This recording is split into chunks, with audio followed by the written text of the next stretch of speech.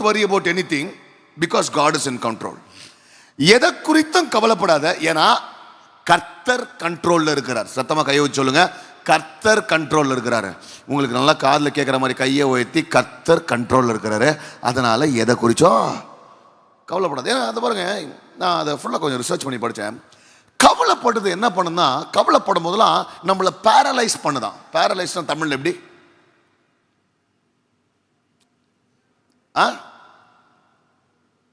முடக்குதா?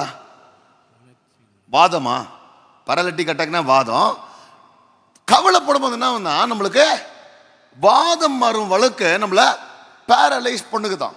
அதெல்லாம் கர்த்தர் ரொம்ப தெளிவா பாருங்களேன். இப்போ இந்த வசனத்தை வாசிங்க, ஏசாயா 41 13 14 கொஞ்சம் நல்லா வாசிங்க. உன் தேவனாய் இருக்கிற கர்த்தராகிய நான் உன் வலது கையை பிடித்து பயப்படாதே, நான் உனக்கு துணை நிற்கிறேன் என்று சொல்லுகிறேன். அதாவது ஒண்ணு இல்லைங்க, என் கையை யாராவது சில டைம் நான் ஏதாவது டென்ஷன் ஆகும்போது என் ஒய்ஃப் வந்து என்ன பண்ண, அப்படி கையை பிடிச்சி கவலைப்படாதப்பா கர்த்தர் பார்த்தோன்னா, நம்ம ஒய்ஃபோ நம்ம ஹஸ்பண்டோ நம்ம கையை பிடிச்சி கவலைப்படாதான்னு பார்த்துக்கும் போதே அவ்வளோ ஒரு தெம்பாக இருக்கும். சே ஒருத்தங்க இருக்கிறாங்க.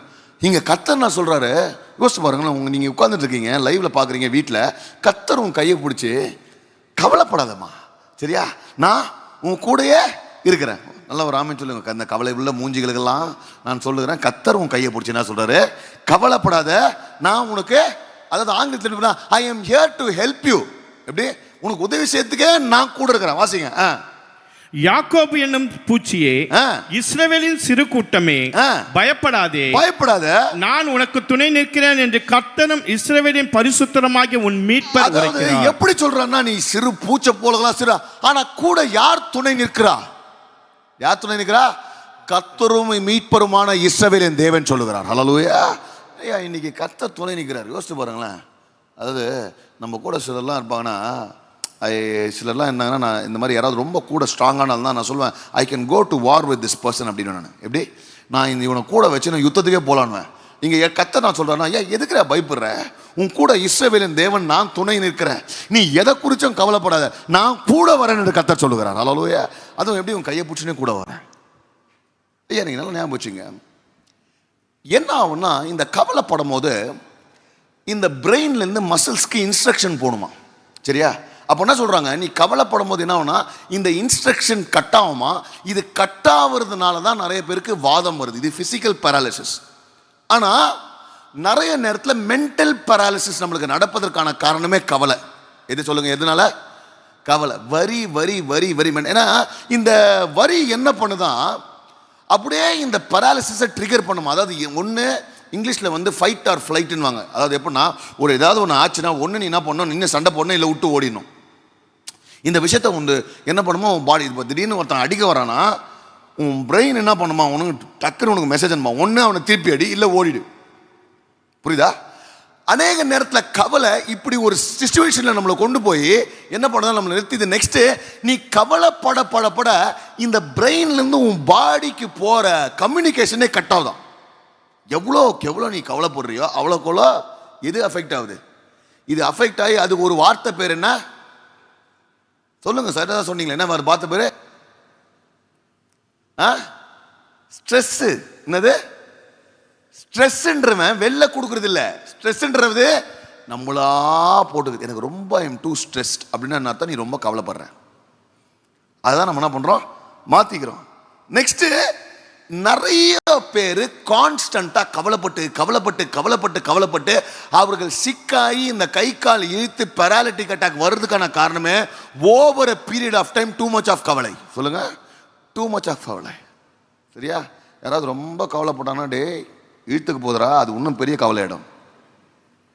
சரியா? இப்போ நீ மட்டும் தான் கவலைப்படல, இழுத்துக்குச்சுன்னா நாங்கள்லாம் கவலைப்படுற மாதிரி இடம். புரியுதா? Right? So it leads to physical paralysis.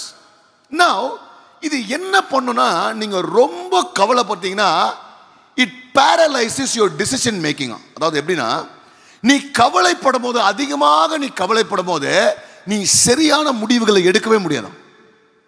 கவலையில் என்ன பண்ணுவேன், டென்ஷன்ல ஏதாவது இதை பண்ணி ஆகணும், அதை பண்ணி ஆகணும். பார்த்தீங்களா? அதாவது சில நேரத்தில் நீங்கள் லேட்டாக எந்திரிக்கும் போது, ஐயோ லேட்டாடுமோன்னு சொல்லிட்டு போகும்போது என்ன பண்ணுவீங்க, டிராஃபிக்கில் லேட் ஆகும். அவன் லேட்டாக ஃபோன் பேச பண்ணுங்க, எவனோ ஒருத்தர் முட்டுருவீங்க. சரியா?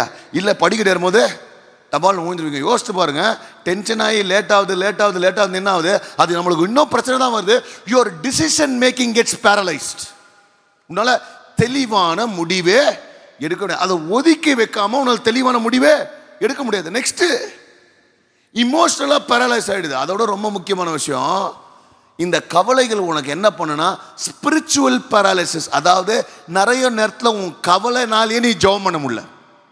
பார்த்துக்கிறீங்களா? சிலெல்லாம் நம்ம பாஸ்டர் நாள் ஜெபம் பண்ண போல பாஸ்டர் ஜெபம் பண்ண, ஏன் நீ ரொம்ப கவலைப்பட்டுங்கிற? ஜெபம் உன் கவலையை எடுக்கணும். ஆனால் என்ன ஆகுது, உன் கவலைனால ஜெபத்தே எடுத்தாச்சு. புரியுதா?